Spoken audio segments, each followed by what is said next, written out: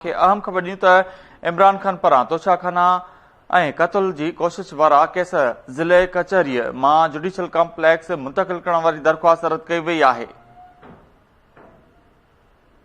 अदालत इमरान खान जो मेडिकल कराइण जी दरख़्वास्त बि रद्द करे छॾी आहे।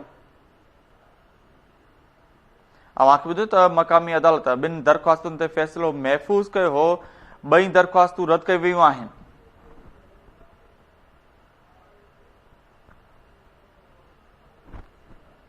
अव्हांखे अहम ख़बर खां आगाह कयूं त इमरान खान पारां तोशाखाना ऐं क़त्ल जी कोशिश वारा केस ज़िले कचहरी मां जुडिशियल कॉम्प्लेक्स मुंतक़िल करण वारी दरख़्वास्त रद्द कई वई आहे।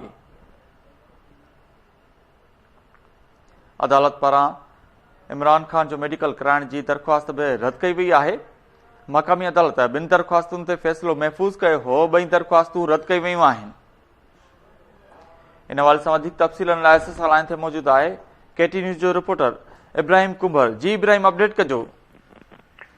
जी बिल्कुल, मक़ामी अदालत में इमरान खान के खिलाफ जो इलेक्शन कमीशन के 12 एहतजाज करण तोशाखाना केस के हवाले से ब मुख्तलिफ दरख्वास्तूं हुयूं। एडिशनल सेशन जज जे आॾो इमरान खान के वकील इहा दरख्वास्त कई तो इमरान खान जो सो केस है उन जी ॿुधणी एडिशनल सेशन जज जुडिशियल कॉम्प्लेक्स में करे, छाकाणि जो ही जेका मक़ामी अदालत है या गुजिल हिकिड़े सोड़े इलाइक़े में है, उन जुडिशियल कॉम्प्लेक्स में बेहतर रहंदो। जॾहिं त मोहसिन शाह नवाज़ रांझा जो सो आहे तोशाखाना में जो दरख़्वास्त गुज़ार है, उन ही अदालत के इस्तदा इमरान खान जो सो पिम्स यानी इस्लामाबाद जी सरकारी अस्पताल में मेडिकल चेकअप करायो वञे।